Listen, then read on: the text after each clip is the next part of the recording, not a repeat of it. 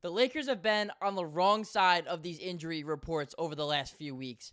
However, that ends today as they have gotten positive news of 3 players that will be ready for training camp this upcoming season, and 3 players that definitely are looking to have a redemption season. Welcome to Lakers Digest. My name is Hunter Pitcoff, where we cover everything surrounding your Los Angeles Lakers.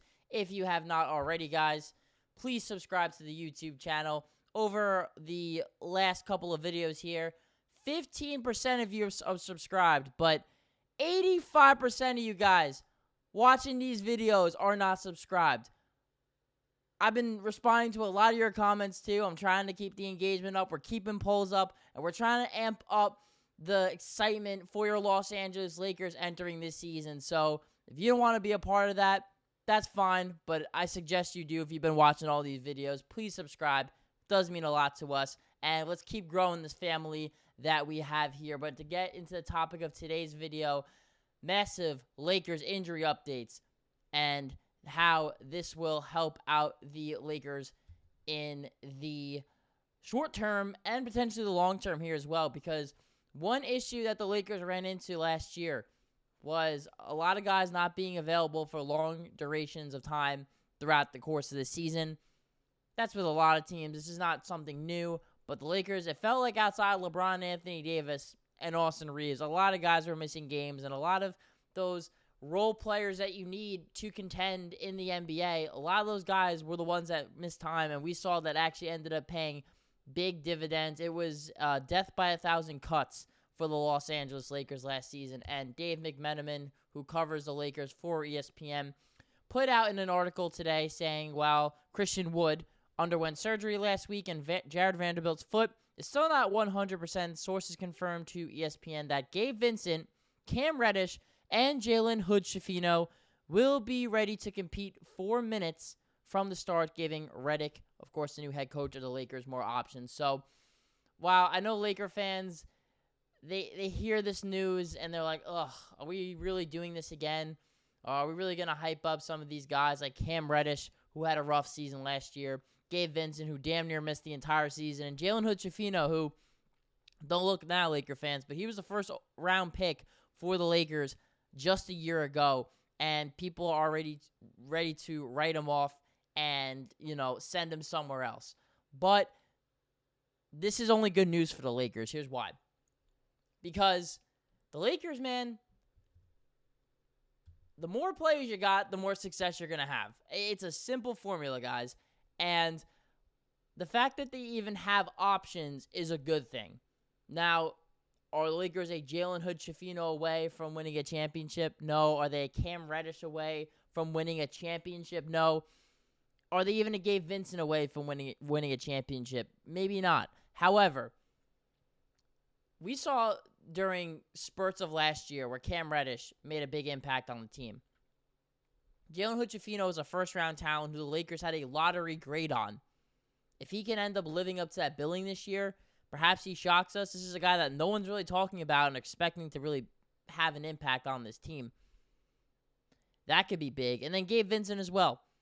This is a guy who was a starting point guard 2 seasons ago for an NBA title runner-up in the Miami Heat, and that is why the Lakers signed him, because they wanted that guy who can either come off the bench or potentially start, probably come off the bench, though, based on the Lakers' current roster construction, and be a guy who can guard the team's best ball handlers on the perimeter, a guy who can shoot threes and play on and off the ball, and he's just a tough dude. Like, Gabe Vincent just makes those gritty plays that you need role players to make, and that's that kind of guy that the Lakers also missed last season. And I know he had some moments, had a really good play-in performance against the New Orleans Pelicans. Because of that knee injury, guys, we did not get to see the real Gabe Vincent that we are accustomed to. But it is a huge green flag that he's available, that Cam Reddish is available. Cam Reddish dealt with a left wrist injury as well as an ankle injury throughout the course of the season, and he got off to a rocket-hot start for the Lakers and really was just an absolute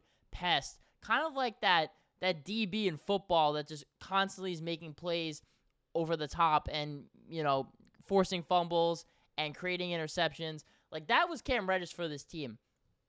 He was that turnover machine in a good way defensively, and really causing havoc all 94 feet. And he has the size and the agility to really be able to do that for this Lakers.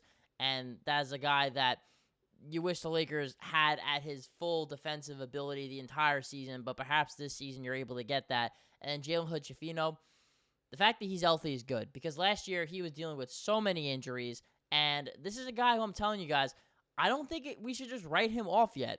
He's a good basketball player, and he's not someone that should be taken lightly. So, also looking at the stats here too, guys, if you are an anti-Gabe Vincent guy, if you're an anti-Cam Reddish guy, if you're an anti-Jalen Hood-Schifino guy, well, these stats are probably going to help you a little bit out. But, I am an objective person here, so I am going to show you what we saw on the basketball court last season. So starting off with Gabe Vincent here, I mean, this is ugly, right? It doesn't say the fact that he missed 71 games, but it does show you that he only shot 30% from the field and 10% from three, but that is not normally who Gabe Vincent is as a basketball player. Then on top of that as well, you look at Cam Reddish here, only averaging 5 points a game, averaging a steal a game, which is nice too. But again, it's someone at his size though, 6'8", and his agility to really go out there and guard ball handlers and be a pest in the passing lanes and be just an on-ball pest as well. I mean, there are games where Cam Reddish was a huge reason why the Lakers won some of these games, especially early in the season in November and December, but he did, fall off a little bit there. And then Jalen Hood-Schifino, look, he really didn't play in any Laker games, at least of any substantial minutes last year, so I pulled his Summer League stats here. In 15 games with the South Bay Lakers, he actually looked really, really good in 35 minutes a game, 22 points on 47% shooting, 43% from three-point range, which is awesome, and 80% from the line, as well as 5.5 assists and 4 rebounds. So for Jalen Hood-Schifino, for JHS, that is big to see that at least in the G League, he was able to do his thing, and he was able to dominate out there, which is what you want out of a first-round pick playing in the G League, because a lot of times you want them to be on an NBA team. You want him to go out there and compete, but due to injuries, maybe he wasn't quite ready. He was only a one-and-done prospect coming out of Indiana, but I do believe that Jalen Hood-Schifino does have an NBA skill set. He's really good in the pick and roll. He's not super athletic, but he's a very big, sturdy guard that can play make. He makes others around him better, and he has the size as well to potentially be a really good on-ball defender in this league. And, of course, I think one of the biggest holes on the Lakers roster last year was their ability to guard guards, especially ball-dominant guards that are really quick with the ball in their hands and can score in a hurry.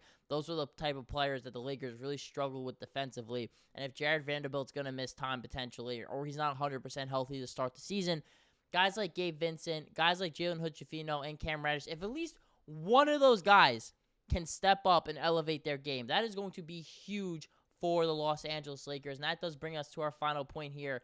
Will these players ultimately bounce back? And this is where I'm going to give my 2 cents.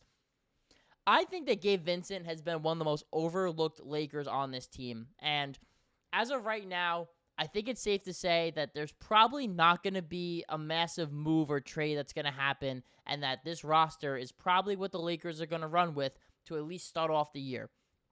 And so JJ Redick, the head coach, who talked about it recently in our Rui Hachimura video, he's going to have to find solutions to solve these problems on this team with the players that he already has. So some of the issues were offensive rebounding. Lakers are one of the worst offensive rebounding teams in the league last year. He wants a guy like Rui Hachimura, who's big and strong at the forward position, to crash the glass more on the offensive end and try to get second chance points and opportunities. Well, Gabe Vincent, Cam Reddish, and Jalen Hood-Schifino, they play more on the perimeter. So I think defensively, that is how these guys are going to earn their stay on the court. If you can go out there and you can defend at a high level, and that's why Cam Reddish ultimately was taken out of the lineup, because he wasn't defending at a high level. Once he had the injuries, he wasn't quite the same, and offensively too, he really wasn't making his shots at the clip he was making them at during a small stretch of time. He's not a very efficient scorer, really has never been an efficient shooter in his entire career, whether it be college or in the NBA. And so I think Gabe Vincent is most likely the guy to go in there and really cause some havoc. And if he can just find his jump shot again, which, guys, I doubt he's going to shoot under 11% from three again.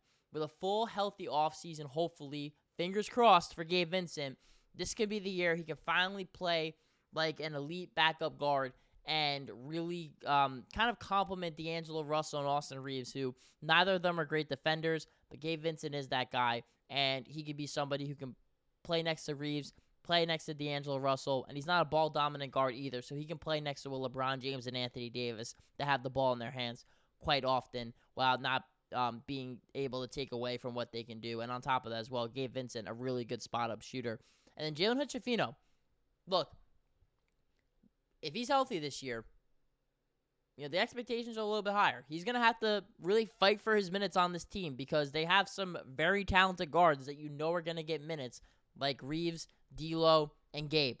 Those three guys are definitely ahead of the depth chart of him. But if he can prove that he's made significant strides this offseason, and this is someone I really wanted to see play in the Summer League, but he wasn't healthy then. So clearly between July and now, in September, he has gotten healthy and ready to go for training camp. If he's able to really showcase his worth in training camp and in preseason, maybe, just maybe, JJ Redick will ultimately, get his respect earned through, or JHS will earn JJ Redick's respect, and he'll be able to crack the rotation. Because, like we saw last year, guys, there's no NBA season that goes picture perfect where all your players play 82 games, your rotations are perfect. No, guys are going to be in and out of the lineup all season. So it's always going to be next man up. And Gabe Vincent, Cam Reddish, and Jalen Hood-Schifino are definitely not above that. And those are three guys that, if their number's called, are they going to be ready to compete? But the good news is we know that they're healthy. So thank you all for listening, guys. I know it's the off season. We don't have actual basketball to talk about, but it's coming soon. October 1st is the start of training camp, and October 4th is the start of preseason play. So Lakers are just honestly like a few weeks away from really starting actual basketball play, organized games, preseason games. But, with at least a returning roster, at least there's some continuity there, which the Lakers have lacked over the last couple of years. At least these guys have played with each other. There's familiarity with each other. That's a good thing, and that's definitely a great thing for JJ Redick. But, guys, let me know in the comments, do you think Gabe Vincent, Cam Reddish, and or Jalen Hood-Schifino can be an impact player for the Lakers this year, or does it not matter? Do you not care that these guys are healthy and that they are going to make the most out of their opportunities? Let me know either way. Again, I love engaging with you guys in the comments. It definitely brings a smile to my face. I love having healthy arguments and debates. Always know that comes from a good place from us here at Lakers Digest. And keep on watching these videos because I promise you we're going to keep putting them out the entire season.